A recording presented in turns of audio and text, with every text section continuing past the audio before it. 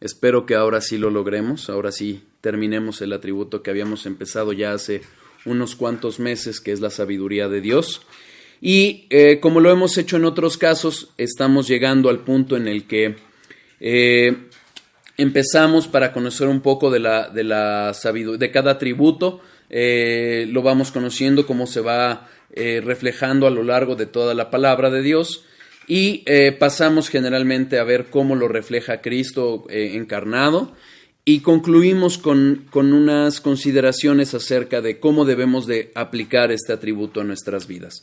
Y eso hemos hecho con la sabiduría. Este es el capítulo 17, creo que el 17 de la sabiduría, y por eso no nos vamos a detener tanto en el análisis del repaso de todo el atributo, porque nos llevaría más, yo creo que por lo menos unos 20 minutos y realmente quiero ya acabarlo y creo que es importante que acabemos con una reflexión completa. Solo les recuerdo las consecuencias que vimos que tenemos que deberíamos derivar de este atributo para nuestras vidas, en nuestros corazones. Asombro y humildad. Vimos cómo Pablo, al concluir Romanos, después de analizar las misericordias de Dios, la obra de Dios, la conclusión de toda la historia de la redención en el Evangelio de Cristo, habla de la maravillosa e incomprensible sabiduría de Dios para alabar a Dios. Entonces es un asombro el que refleja, y también una humildad. Una adoración y alabanza también, como lo vemos al finalizar Romanos 11:36 y los dos primeros versículos del capítulo 12, que debemos de adorar por esas misericordias que nos muestra Dios, presentar un sacrificio vivo, santo y agradable delante de Él. En agradecimiento, sin duda, porque todo lo que obra Dios para aquellos que le amamos es para bien, conformarnos a la imagen de nuestro Señor Jesucristo. Y veíamos en el estudio anterior cómo también debe haber consuelo, porque todas nuestras aflicciones están delante de Él y deben de llevarnos justamente a saber que nada de lo que vivimos es en balde, y más aún, todo lo que vivimos tiene un propósito. A una confianza ciega en Dios, como lo refleja su palabra, dejarnos guiar, saber, aún a pesar de que no podamos entender que lo que nos está pasando, por qué nos está pasando o para qué nos está pasando, sino descansar completamente en Él. Y poníamos en ese caso el ejemplo de Tozer, que refiere a que si tú estás en un avión y presenta turbulencia, no vas a agarrar y le vas a decir al piloto: perdón, te quito de aquí porque tengo miedo, sino vas a descansar en Él. Y así nosotros debemos de descansar en Dios para nuestras vidas. Veíamos también el ejemplo del mismo Tozer, como una persona que llevó al fracaso, a la quiebra, su empresa, y hubo alguien que la comprara, la levanta, y de repente le quiere decir el anterior dueño: espérame, yo la vuelvo a llevar. Y no es así. Lo mismo sucede cuando llegamos a Cristo. En su gracia, en su misericordia, hallamos perdón, hallamos bendición, y podemos finalmente encontrar ese consuelo, esa confianza ciega de que Dios va a llevar nuestras vidas a un buen término. Y concluíamos el estudio pasado con el buscar la sabiduría de Dios. Si bien la sabiduría de Dios es incomprensible, Él nos ha dejado su palabra para conocerla, y nos enseña la misma palabra que hemos de buscar conocerla. ¿Por qué? Porque a lo largo de ella vemos que es justamente una invitación que nos hace, o una demanda, un mandato a no dejarla de lado. Nos llevamos también las reflexiones acerca de que para adquirir sabiduría necesitamos humildad y necesitamos diligencia para conocerla. Recordemos que la sabiduría no solo es conocer a Dios, conocer o llenar nuestra mente de conocimiento, sino llevarla a una vida diaria. Y por eso, justamente por eso, Dios nos ha dado la mente de Cristo para poderla llevar a cabo. Y finalmente, el reconocer que la sabiduría de Dios es incomprensible, es impresionante, como lo menciona Pablo, y al llevarla por obra, al vivirla, nos va a llevar a reconocer o a conocer, a que comprobemos como la sabiduría de Dios es buena, la voluntad de Dios es buena, es agradable y es perfecta. ¿Por qué? Porque detrás de ello está la sabiduría de Dios. ¿Queda claro? Cualquier duda, cualquier comentario me dicen. El estudio pasado y el estudio de hoy empezamos haciendo una reflexión, u orando, mejor dicho, el Salmo 90. ¿Por qué? Porque algún hermano me compartió una predicación de Steve Lawson que se llama Viviendo con una perspectiva eterna, Living with an Eternal Perspective. No viene en español, yo se las quería compartir, no viene en español, pero viendo que tiene una fuerte reflexión acerca de la sabiduría, consideré que sería una buena forma de concluir este atributo tan impresionante. Este salmo fue el primer salmo escrito. Los salmos no están escritos en orden cronológico. Este es el primer salmo que fue escrito y fue escrito por Moisés, como lo leímos al inicio. Fue escrito por Moisés y bueno, ¿por qué es importante que mencione esto de Moisés? Porque nos va a llevar a una reflexión en el tiempo en que fue escrito y por qué fue escrito. Jonathan Edwards fue un predicador del siglo XVIII en los Estados Unidos. Muchos lo califican como el filósofo más brillante que ha dado Estados Unidos, el predicador que mejor ha escrito, que mejor ha predicado en Estados Unidos. Sin duda, por lo menos de lo que yo he conocido, el mejor sermón es el que él ha escrito. Un sermón muy duro que se llama Pecadores en manos de un Dios airado, que les invito a leerlo. Y él se convirtió a los 17 años. A los 18 años ya estaba pastoreando una iglesia. Y él escribió una serie de resoluciones. Y el punto central era pedirle a Dios que estampara en su corazón una perspectiva eterna. Una perspectiva eterna, porque cuando nosotros desperdiciamos el tiempo, lo que hacemos es que le estamos robando a Dios. Y eso es una cosa que refleja el versículo 90. Fíjense, vamos al versículo 90. Básicamente vamos a estar ahí, no nada más ahí, vamos a ver otros versículos de la Biblia, pero quiero que le dejen un separador en su Biblia, porque les va a ayudar para poder ir y regresar a este versículo.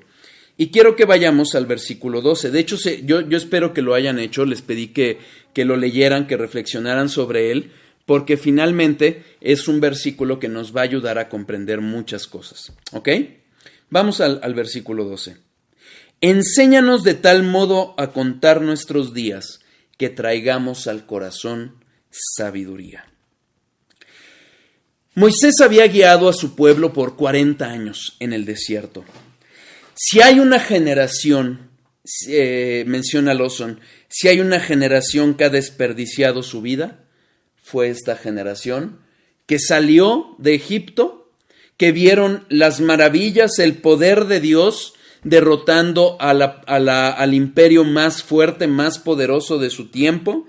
Lo vieron sucumbir ante el Mar Rojo después de que ellos habían cruzado con pies secos, como lo menciona la Biblia. Y ellos desperdiciaron su vida. La desperdiciaron por completo. Un viaje que pudo haber durado unos cuantos meses se convirtió en un viaje que duró años. 40 años estuvieron vagando en el desierto y vagando en círculos sin llegar a lado alguno. ¿Qué aprendió Moisés de todo lo que vio? Moisés aprendió que si algo necesitamos es sabiduría. Enséñanos de tal modo a contar nuestros días que traigamos al corazón sabiduría. Uno de los errores que hacemos como seres humanos es que tendemos a dar por sentadas las cosas. Bueno, hoy no lo hice, hoy no leí, hoy no oré. Mañana quizás lo haga. Fíjense, Santiago 4. Santiago 4.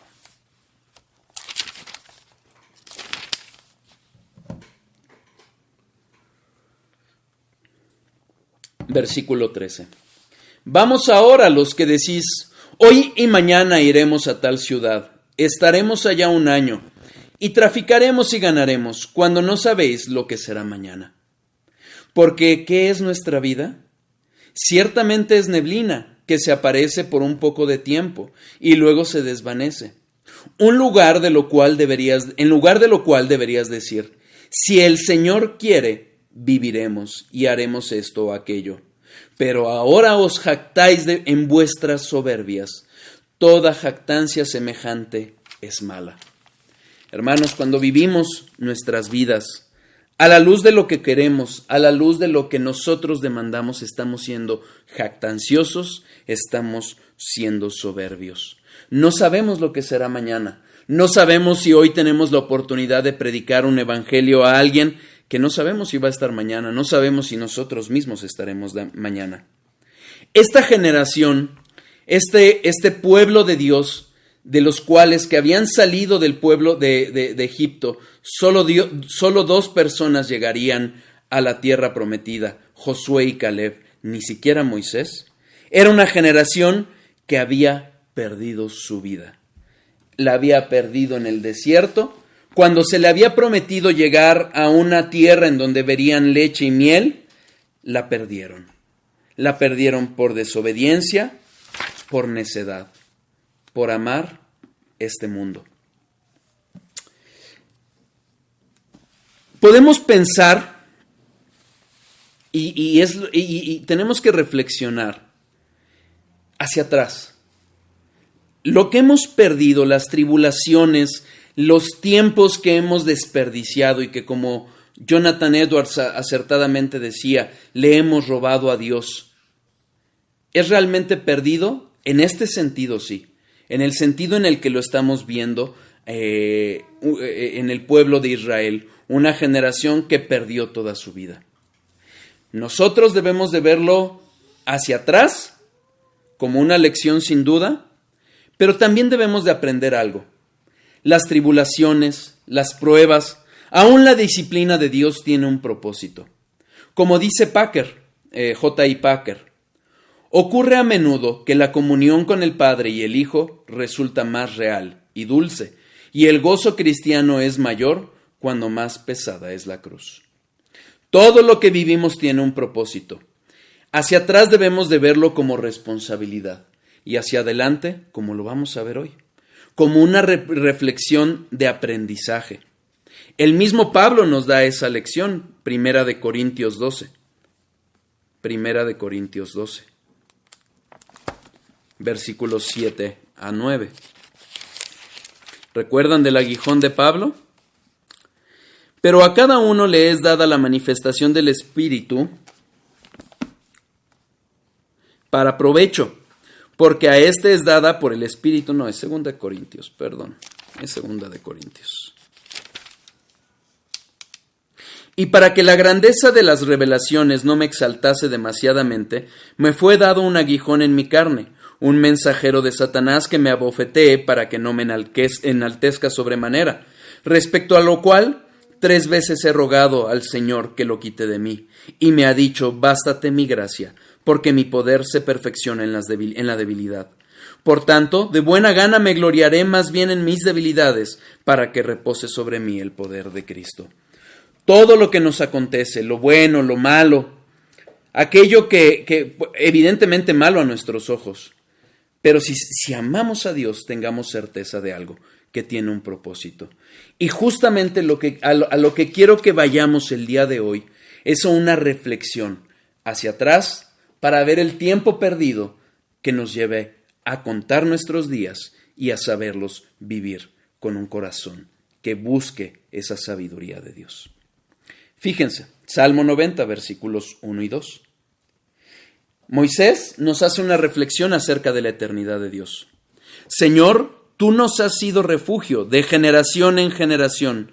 Antes que naciesen los montes y formases la tierra y el mundo, Desde el siglo y hasta el siglo, tú eres Dios. ¿Se acuerdan cuando hablamos de la eternidad de Dios, de esta expresión desde el siglo hasta el siglo? Es una reflexión, es un antropomorfismo para hablar de la eternidad pasada y la eternidad futura. Es una reflexión acerca de Dios, de quién es Dios, de lo que Dios ha hecho para con nosotros, de cuánto Él vive en la eternidad y cómo nuestros días son tan pequeños. Fíjense, versículos 3, hasta ahorita, perdón. Dios es eterno y nuestros días son muy cortos. Cuando nosotros entendemos la eternidad de Dios, comprendemos lo corto de nuestra vida aquí. Imagínense esto. No sé cuánto tiempo lleves tú, hermano, de cristiano. No sé siquiera si seas hermano, pero debemos de reflexionarlo. Examinemos nuestra vida si estamos reflejando el carácter de Cristo. Pero el pueblo de Dios, el pueblo, esa nación que Dios había formado a partir de una familia, a partir de un hombre, Abraham, llevaba 40 años de nómadas.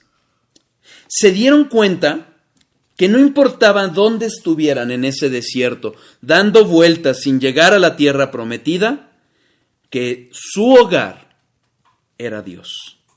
Lo dice Moisés: Señor, tú has sido nuestro refugio. Esa enseñanza la tenían guardada. A pesar de la dificultad, a pesar de los problemas, a pesar de los dolores, a pesar de estar en un desierto, era Dios su refugio. ¿Es hoy tu refugio Dios? ¿O vivimos lamentándonos de dónde estamos, de lo que estamos todavía viviendo de nuestro pecado, en lugar de ver lo que Dios está obrando en nosotros? ¿Entendemos la necedad de vivir para este mundo o no la entendemos? Lucas 12, versículos 13 a 21. No voy a hacer una reflexión completa de este pasaje, pero quiero llevarlos ahí para que reflexionemos. Lucas 12, versículos 13 a 21. Lucas 12. Le dijo uno de la multitud: Maestro, di a mi hermano que parta conmigo la herencia. Mas él le dijo: Hombre, ¿quién me ha puesto sobre vosotros como juez o partidor? Y les dijo: Mirad y guardaos de toda avaricia, porque la vida del hombre no consiste en la abundancia de los bienes que posee. También les refirió una parábola diciendo: La heredad de un rico había producido mucho, y él pensaba dentro de sí diciendo: ¿Qué haré? ¿Por qué no tengo donde guardar mis frutos? Y dijo: Esto haré: derribaré mis graneros y los edificaré mayores, y allí guardaré todos mis frutos y mis bienes. Y diré a mi alma: Alma, muchos bienes tienes guardados para muchos años. Repósate, come, bebe, regocíjate. ¿Cuántos no vivimos así? ¿Cuántos no estamos en nuestro día a día viviendo para nuestro vientre? Ocupados de lo que vamos a tener hoy o lo que vamos a tener mañana. Pero fíjense lo que le dice Dios a este rico insensato. Pero Dios le dijo: Necio, esta noche vienen a pedirte tu alma, y lo que has provisto, ¿de quién será? Así es el que hace para sí tesoro y no es rico para con Dios. Esa realidad que estaban viviendo el pueblo de Dios, 40 años perdidos en el desierto, estaban viendo que no lo habían vivido para Dios. ¿Nosotros reflejamos o reflexionamos sobre eso? ¿Acumulamos y buscamos qué es lo que vamos a tener mañana y no buscamos hacernos ricos para con Dios? ¿Entendemos la necedad que hay en ello? Por eso es que necesitamos lo que dice Moisés. Necesitamos que Dios nos enseñe a contar nuestros días. Ahorita vamos a ese punto. Vamos a un siguiente aspecto. Ya vimos la eternidad de Dios. Pero Moisés reflexiona sobre otro aspecto. la soberanía de Dios en nuestras vidas. 19 capítulos vimos en el estudio acerca de la soberanía de Dios. Y si algo quiero que reflexionemos para hoy y para el resto de nuestras vidas y para el resto de los atributos es que Dios es soberano. Y entre otras cosas, Dios es soberano sobre el tiempo que estaremos en este mundo. Versículos 3 a 6. Vuelves al hombre hasta ser quebrantado y dices, convertíos, hijos de los hombres, porque 1000 años delante de tus ojos son como el día de ayer que pasó, y como una de las vigilias de la noche. Los arrebatas como con torrente de aguas, son como sueño, como la hierba que crece en la mañana. En la mañana florece y crece, a la tarde es cortada y se seca. Dios es soberano. Y es soberano sobre todo. Moisés, está haciendo una clara reflexión acerca de cómo Dios es soberano sobre nuestros días. Y es Él el que controla cuándo empiezan nuestros días y cuándo terminan. Versículo 3. Vuelves al hombre hasta ser quebrantado y dices, convertíos, hijos de los hombres, porque 1000 años delante de tus ojos son como el día de ayer. Como que pasó y como la vigilia de la noche. ¿Se acuerdan cuando hablamos de la eternidad? Cómo todo el tiempo que llevamos de existencia humana están delante de Dios como un día. Fíjense, Job 14:5. Job 14:5. Ciertamente sus días están determinados y el número de sus meses están cerca de ti. Le pusiste límites de los cuales no pasará. Hermanos, por más que hagamos, por más que vivamos para acumular bienes, por más que cuidemos nuestra salud, por más que cuidemos nuestro cuerpo, no vamos a añadir un solo segundo de vida a nuestros días. Ni uno solo. ¿Nos damos cuenta de cuán limitado es el tiempo que estamos aquí? Versículo 4. Porque 1000 años delante de tus ojos son como el día de ayer que pasó y como una de las vigilias de la noche. ¿Nos damos cuenta que tenemos que usarlo sabiamente para la eternidad? Sin duda tenemos obligaciones para este mundo. ¿Pero estamos viviendo para este mundo? ¿O estamos nada más viviendo este mundo con perspectiva eterna para Dios? La muerte, hermanos, es inevitable. Decía alguien, en esta vida solo hay 2 cosas seguras, que la muerte y que el SAT te siga. Sabemos que no, sabemos que Dios y su verdad son eternas y son verdaderas. Pero si algo, aún el más necio de los necios debería de tener una conciencia, es que la muerte es inevitable. Versículos 5 a 6. Los arrebatas como con torrente de aguas, son como sueño, como la hierba que crece en la mañana. En la mañana florece y crece, a la tarde es cortada y se seca. ¿Entendemos esta realidad? ¿Cuán frágil es nuestra estancia aquí? ¿Se acuerdan cuando los discípulos iban en la barca y empieza la tormenta? Varias veces hemos reflexionado sobre ese pasaje y algo que les he dicho es las circunstancias de esa geografía era que de un momento a otro podían levantarse, podían tener calma y de repente levantarse olas de 10 metros. Así de frágil es nuestra vida aquí. Tan frágil que podemos tener un accidente y ni nos damos cuenta. Un infarto fulminante. Más en tiempos de pandemia, creo que podemos ver cuán frágil es nuestra existencia aquí. Dios es soberano. Ya reflexionó Moisés acerca de la eternidad de Dios, lo corto de nuestros días, lo soberano que es Dios sobre esos días. No vamos a pasar ni uno de ellos. Vamos a ir a un atributo al que todavía no hemos llegado en el estudio. Y es un atributo duro, que es la severidad de Dios. La ira de Dios contra el pecado. Versículos 7 a 12. Porque con tu furor somos consumidos, y con tu ira somos turbados. Pusiste nuestras maldades delante de ti, nuestros yerros a la luz de tu rostro, porque todos nuestros días declinan a causa de tu ira. Acabamos nuestros años como un pensamiento, los días de nuestra edad son 70 años, y si en los más robustos son 80 años. Con todo, su fortaleza es molestia y trabajo, porque pronto pasan y volamos. ¿Quién conoce el poder de tu ira y tu indignación según que debe ser temido? Enséñanos de tal modo a contar nuestros días que traigamos al corazón sabiduría.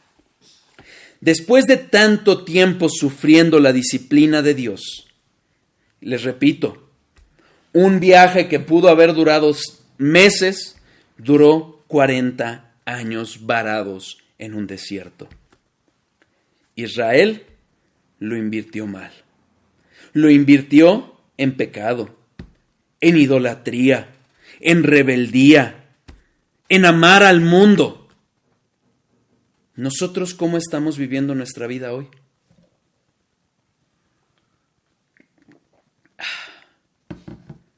¿Qué es Dios en nuestra vida? ¿Un genio de la lámpara mágica como lo pretende el falso evangelio de la prosperidad para cumplir nuestros vanos deseos?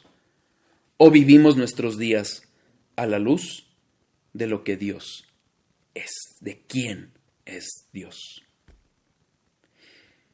No era la casualidad, no fue el clima áspero lo que les impidió llegar.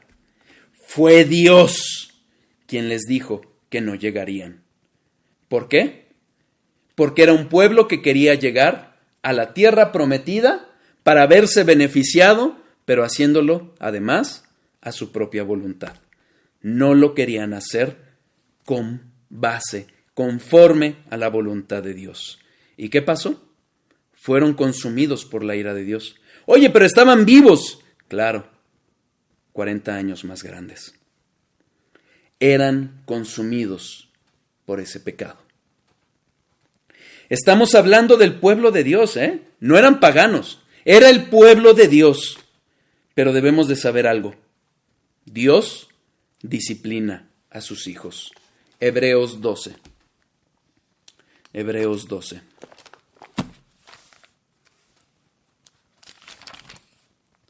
Versículos 3 a 11. Considerad aquel que sufrió tal contradicción de pecadores contra sí mismo, para que vuestro ánimo no se canse hasta desmayar. Está hablando de Jesucristo. Porque aún no habéis resistido hasta la sangre, combatiendo contra el pecado, y habéis ya olvidado la exhortación que como a hijos se os dirige diciendo: Hijo mío, no menosprecies la disciplina del Señor, ni desmayes cuando eres reprendido por Él, porque el Señor al que ama disciplina y azota a todo azota a todo el que recibe por hijo. Si soportáis la disciplina, Dios os trata como a hijos, porque ¿qué hijo es aquel a quien el Padre no disciplina? Pero si se os deja sin disciplina, de la cual todos han sido participantes, entonces sois bastardos y no hijos. Por otra parte, tuvimos a nuestros padres terrenales que nos disciplinaban, y los venerábamos, porque no obedeceremos mucho mejor al Padre de los Espíritus y viviremos. Y aquellos ciertamente por pocos días nos disciplinaban como a ellos les parecía, pero para lo que nos es provechoso, para que participemos de su santidad.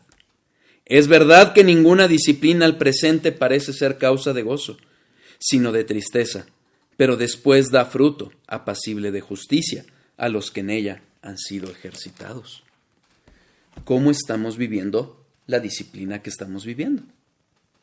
¿Para aprendizaje o para queja? Dice Justin Peters, parafraseo, y justamente me viene ahorita a la mente: muchas veces pensamos que el juicio de Dios son los terremotos, las catástrofes, las pandemias, el hambre. Y sí, a veces lo son, pero es mayor juicio cuando Dios deja a una mente perversa hacer lo que quiere. No, hermanos, no menospreciemos la disciplina de Dios. Dios es santo y a sus hijos no los va a dejar como pecadores. Si tú crees que te has salido con la tuya con algún pecado, reflexiona otra vez. Reflexiona otra vez, porque quizás no seas hijo sino bastardo. Cuidado. Versículo 8 del Salmo 90. Pusiste nuestras maldades delante de ti y nuestros yerros a la luz de tu rostro. ¿Se acuerdan de la omnisciencia y omnipresencia de Dios? Nuestros pecados están delante de Dios. Sí, nuestros pecados para los hijos de Dios fueron pagados en la cruz de Cristo. Pero aquí, hermanos, aquí tienen consecuencias. Y los hijos de Dios van a ser disciplinados, porque esa disciplina tiene un fin. Un fruto de justicia va a dar en los hijos de Dios. Y como lo hemos leído en innumerables ocasiones, Romanos 8, 29 y 30. Porque a los que antes conoció, también los predestinó para que fuesen hechos conformes a la imagen de su Hijo, para que Él sea el primogénito entre muchos hermanos. Y a los que predestinó, a estos también llamó. Y a los que llamó, a estos también justificó. Y a los que justificó, a ellos también glorificó. Esta disciplina tiene una finalidad: conformarnos a la imagen de su Hijo Jesucristo. Cuidado, porque si no somos hijos de Dios y no estamos recibiendo disciplina, nuestros pecados van a ser pagados en el infierno. Y como les dije, muchas veces Dios no nos va a enjuiciar aquí, nos va a entregar a nuestros pecados. Romanos 1, del 18 al 32, es una clara evidencia de ello. Muchas veces los cristianos con una teología pobre dicen, no, es que los homosexuales y la depravación sexual y el aborto que está tan diseminado en nuestra sociedad son la causa del castigo. No. Muchas veces estamos viendo el juicio de Dios entregando a naciones enteras a su depravación.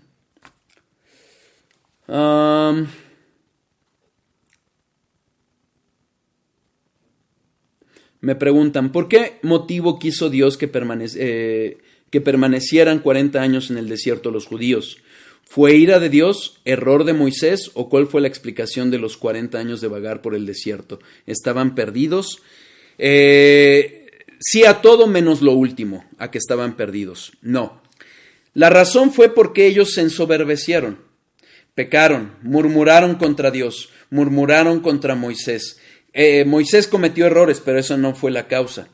La razón es que este pueblo, lejos de ver al Dios poderoso que lo había librado, estaban viendo a un Dios duro que quería controlarlos. ¿A qué me refiero? El hombre, como tenemos todos la tendencia a hacerlo, quiere decir para sí mismo qué es lo bueno y qué es lo malo, y no someterse a Dios. Ese pueblo lo que quería era llegar a la tierra prometida, pero no quería obedecer a Dios. Dios los disciplinó. Fue una disciplina. Cuando llegaron a la tierra prometida, enviaron a los 12 espías. 10 llegaron diciendo, son muy poderosos y no vamos a poder. Solo Josué y Caleb trataron de impulsar al pueblo para que creyeran en el Dios todopoderoso que les había mostrado su poder, y no creyeron. Les faltó fe, y por falta de fe se fueron a sus pecados y anhelaban la esclavitud en Egipto. Espero haber contestado tu pregunta. Entonces, estamos viendo que muchas veces es Dios entregando al impío a su pecado. El pueblo había empezado muy bien. Había empezado con un gran éxito, con una gran euforia. No solo habían salido libres después de 400 años de esclavitud, había sido derrotado el pueblo más, el ejército más poderoso de ese momento. Incluso el propio pueblo de Egipto le había dado de las riquezas que tenían al pueblo de Dios. Pero se dan cuenta que de ese gran éxito con el que habían empezado, habían perdido el tiempo por ese anhelo al mundo, por ese anhelo al pecado. Versículos 9 y 10. Porque todos nuestros días declinan a causa de tu ira. Acabamos nuestros años como un pensamiento. Los días de nuestra edad son 70 años, y si en los más robustos son 80 años. Con todo, su fortaleza es molestia y trabajo, porque pronto pasan y volamos. ¿Qué había pasado? Pasó el tiempo, voltean hacia atrás en su vida y ven el tiempo perdido. En un desierto en el que nada consiguieron más que anhelar una tierra prometida o anhelar el mundo. Muchas veces así pretendemos vivir. Sí, la vida eterna, pero mientras aquí, mientras mis deleites, mientras mis descansos.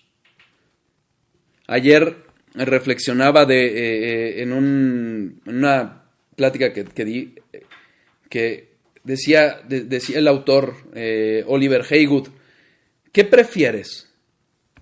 ¿Ver a tus hijos una vida sin Dios? ¿O enseñarles, disciplinarlos, corregirlos? ¿Qué prefieres en tu vida también? ¿Una vida sin Dios, pretendiendo conocer a Dios nada más de dientes para afuera, o vivir para Él? ¿A qué conclusión había llegado Moisés después de estas reflexiones acerca de la eternidad de Dios, de lo pasajero que son nuestros días, de la soberanía de Dios sobre nuestros días, sobre nuestras vidas, de lo necio que es vivir para el mundo? ¿Qué lección había aprendido Moisés después de ver que Dios es severo y no va a permitir el pecado en la vida de sus hijos? Que necesitamos una vida con sabiduría de Dios, con una perspectiva eterna. Versículos 11 y 12. ¿Quién conoce el poder de tu ira y tu indignación según que debe ser temido? Enséñanos de tal modo a contar nuestros días, que traigamos al corazón sabiduría. ¿Quién conoce el poder de tu ira y tu indignación según que debe ser temido? Solo los hijos de Dios. El mundo cree que vive libremente, pero el mundo está viviendo libertinaje. Solo los hijos de Dios van a conocer verdaderamente cuál es la ira de Dios contra el pecado en este lado de la eternidad. Para el resto, lo van a conocer del otro lado, en el infierno, donde no hay regreso. Donde no hay regreso. Es ahí. ¿Dónde lo quieres conocer? ¿Dónde quieres conocer la ira de Dios contra el pecado? Aquí y ahora, para arrepentimiento, para perdón, o cuando ya no hay vuelta atrás. Necesitamos sabiduría. Enséñanos de tal modo a contar nuestros días. Moisés no está diciendo, oye, quiero saber cuándo me muero. Te lo aseguro, hermano, que si te dice Dios que te mueres pasado mañana, mañana vas a estar viviendo para ti y pasado mañana vas a querer estar arrepintiéndote. No. Lo que Moisés le está pidiendo a Dios es, enséñame a valorar el tiempo que estoy aquí. Steve Lawson, en esta preciosa predicación que da, cuenta una anécdota y dice cómo su padre, a quien califica de frugal, digamos, no espléndido, sino todo lo contrario, dice que cuando lo estaba llevando al seminario, fue un largo camino en la carretera y cuando llegan le empieza a dar algunos billetes para su subsistencia en el semestre. Y él, conociendo cuán parco era a su papá en ese aspecto, él reflexiona y dice, él lo que me estaba diciendo es, cuenta esos billetes, porque ya no vas a tener más. ¿Te ha pasado que llegas de la quincena y de repente dices, ah, caray, como que ya siento delgada mi cartera? Pues de la misma forma deberíamos de contar nuestros días, como si fuera el último billete que traigamos, como si fuera el último día.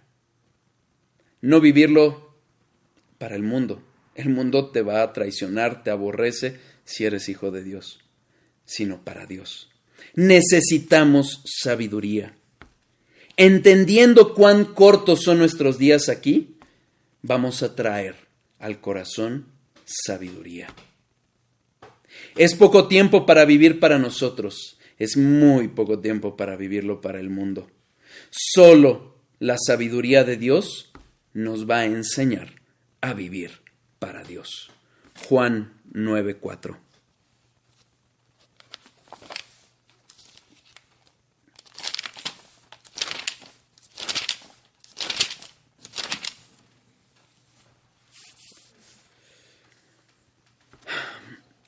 Jesucristo, en medio de su ministerio, sanando, predicando, confrontando a los falsos maestros, dice esto: me es necesario hacer las obras del que me envió, en tanto que el día dura, la noche viene, cuando nadie puede trabajar.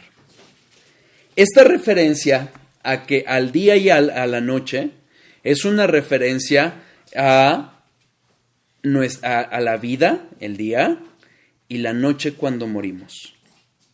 Me es necesario hacer las obras de Dios mientras viva. Él sabía cuándo y cómo iba a morir, pero estaba consciente que mientras viviera, iba a vivir para hacer aquello a lo que Dios le había mandado.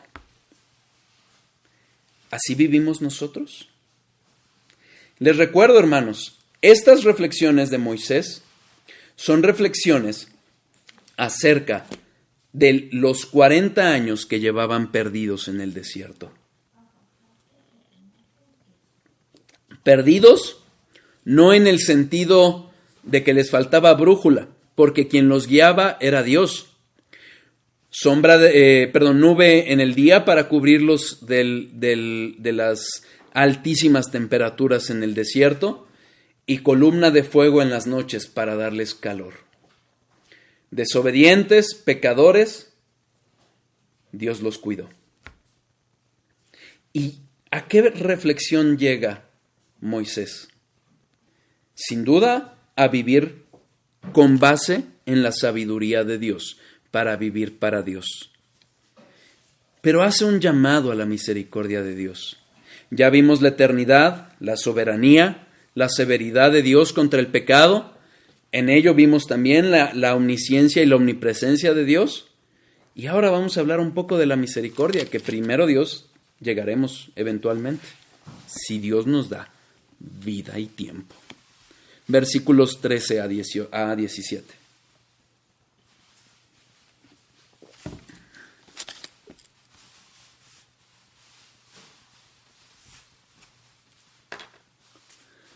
Vuélvete, oh Jehová, ¿hasta cuándo? Y aplácate para con tus siervos. De mañana sácianos de tu misericordia, y cantaremos y nos alegraremos todos nuestros días. Alégranos conforme a los días que nos afligiste, y los años en que vivimos el mal. Aparezca en tus siervos tu obra, y tu gloria sobre sus hijos. Sea la luz de Jehová nuestro Dios sobre nosotros, y la obra de nuestras manos confirma sobre nosotros. Sí, la obra de nuestras manos confirma. Les digo, un pueblo que había vivido pecador, murmurando contra Dios, quejándose contra Dios y contra Moisés, aún levantó a ese becerro de oro pensando que adoraría a Dios después de todo lo que Dios había hecho. ¿Y qué hizo Dios? Los cuidó.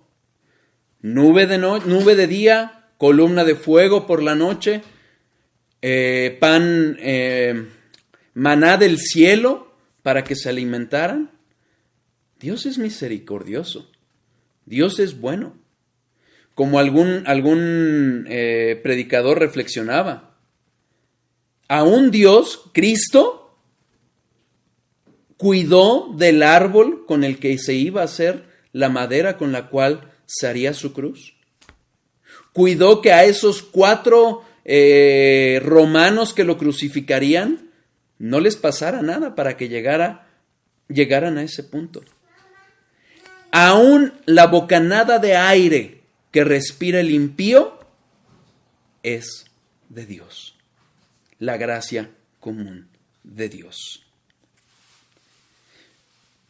Dios quizás nos tenga en un desierto, pero tiene un propósito para ello.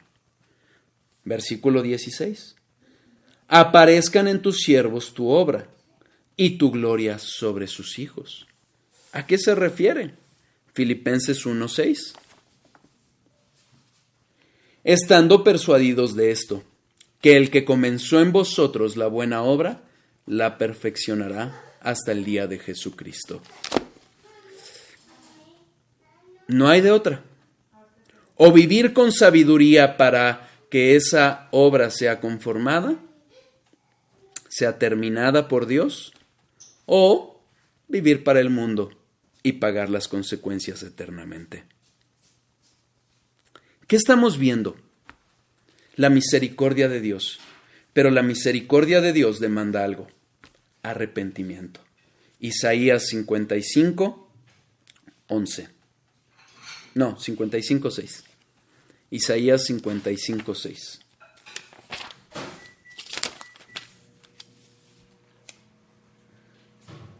Buscad a Jehová mientras puede ser hallado. Llamadle en tanto está cercano. Una de las formas más duras en que podemos vivir una vida aquí es con un corazón endurecido. Hay gente que puede llegar al punto de darse cuenta de las consecuencias de su pecado muy tarde, cuando ya no puede arrepentirse. ¿Por qué? Porque está muy firme en su corazón que lo vivido nadie se lo quita. Buscad a Jehová mientras puede ser hallado. Llamadle en tanto está cercano. Estemos persuadidos de algo, hermano. Primera de Juan 1:9. Si confesamos nuestros pecados, Él es fiel y justo para perdonar nuestros pecados y limpiarnos de toda maldad. No sé cuántos años estemos llevando en el desierto, pero Dios es bueno, Dios es fiel y Dios ama a quien se acerca con un corazón contrito y humillado. Recordemos el caso de Job, rápidamente, porque ya se nos está acabando el tiempo. Ante lo difícil que había vivido Job, si recuerdan, Job había perdido todo: sus bienes, sus hijos, su integridad física, porque aún su salud le fue quitada, que llegó a desear la muerte. Job 6 del 8 al 10. ¿Quién me diera que viniese mi petición y que me otorgase Dios lo que anhelo? Y que agradara a Dios quebrantarme, que soltara su mano y acabara conmigo. Sería aún mi consuelo si me asaltase con dolor sin dar más tregua, que yo no he escondido las palabras del Santo. Job estaba cansado. No sabemos cuánto tiempo pasó. Por lo pronto pasó bastante tiempo. Pasó bastante tiempo en todo esto que vivió. Y estaba cansado, estaba agotado. Pero Job sabía que si era el pecado la causa, él ya sabía, se había arrepentido. Y no obstante seguía padeciendo, no veía de Dios la misericordia todavía. Job 7:20 a 21. Si he pecado, ¿Qué puedo hacerte a ti, oh guarda de los hombres? ¿Por qué me pones por blanco tuyo hasta convertirme en una carga para mí mismo? ¿Y por qué no quitas mi rebelión y perdonas mi iniquidad? Porque ahora dormiré en el polvo, y si me buscares de mañana ya no existiré. Era un clamor de Job para ser confrontado con su pecado, para arrepentirse, para hallar la misericordia de Dios. Él sabía bien que no podía ser justificado delante de Dios. Job 9, versículos 2 y 3. Ciertamente yo sé que es así. ¿Y cómo se justificará el hombre con Dios? Si quisiere contender con él, no le podrá responder a una cosa entre mil. Hermanos, si pretendemos justificarnos por nuestras obras delante de Dios, estamos viviendo sin sabiduría, sin entender lo que Dios nos ha reiterado constantemente, que nuestras obras no son más que obras de inmundicia delante de Él, y que solo por la fe el justo vivirá.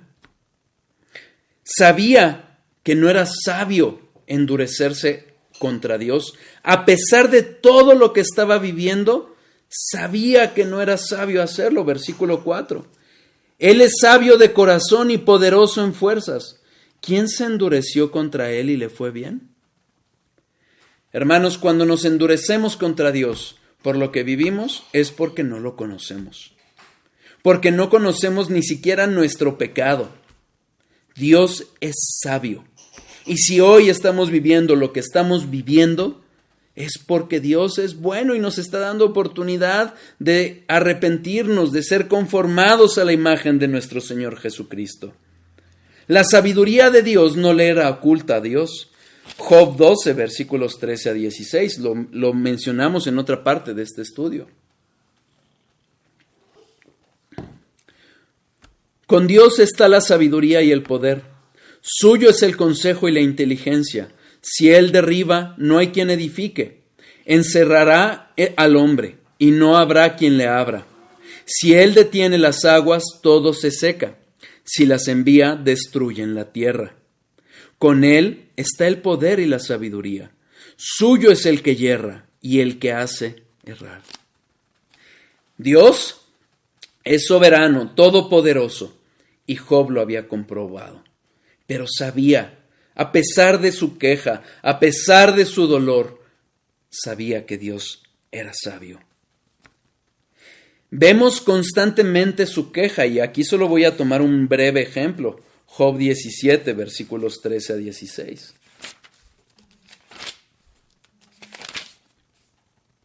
Si yo espero, el Seol es mi casa.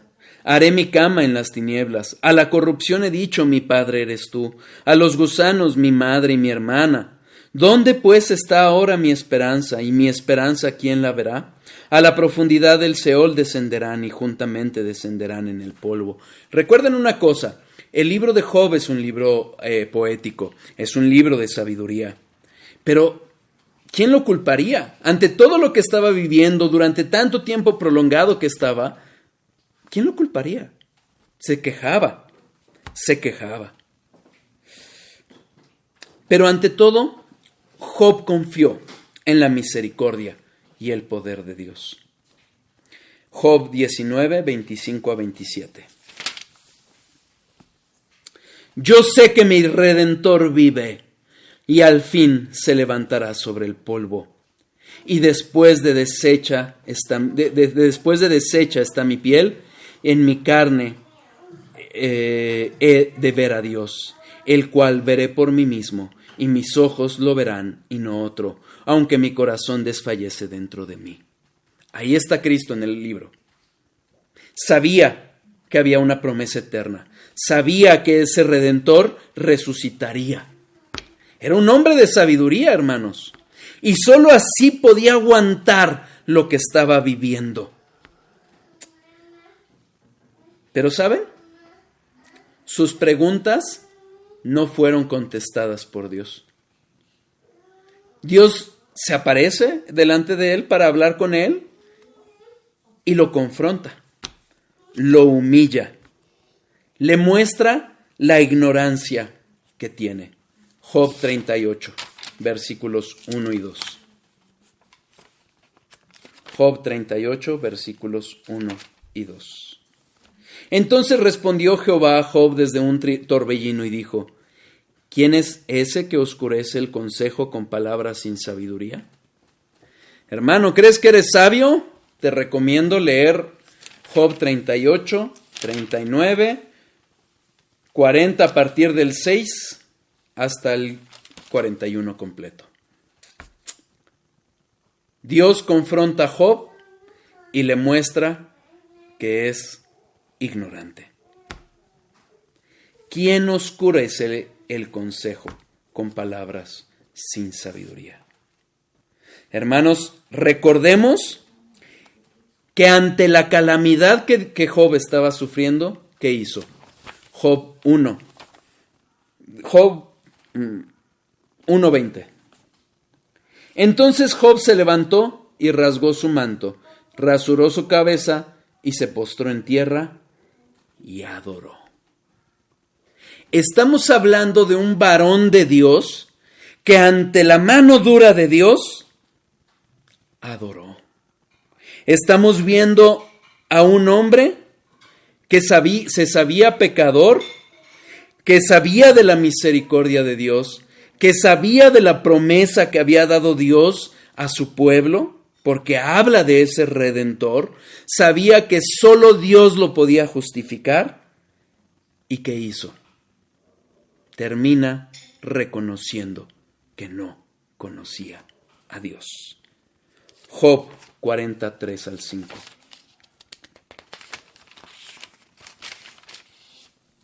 Entonces respondió Job a Jehová y dijo: He aquí que yo soy vil. ¿Qué te responderé? Mi mano pongo sobre mi boca. Una vez hablé, mas no responderé. Aún 2 veces, mas no volveré a hablar. Este varón que nos ha demostrado tanta sabiduría a lo largo de este libro, se humilla ante la sabiduría de Dios. Se humilla y calla. ¿Estamos viviendo sabiamente nuestros días? Ese Salmo 90 nos hace reflexionar de cómo lo estamos viviendo. Job 42, versículos 1 a 6. Respondió Job a Jehová y dijo: Yo conozco que todo lo puedes, y que no hay pensamiento que se esconda de ti. ¿Quién es el que oscurece el consejo sin entendimiento? Por tanto, yo hablaba de lo que no entendía, cosas demasiado maravillosas para mí que yo no comprendía. Oye, te ruego y hablaré, te preguntaré y tú me enseñarás. De oídas te había oído, mas ahora mis ojos ven. Por tanto, me aborrezco y me arrepiento en polvo y ceniza.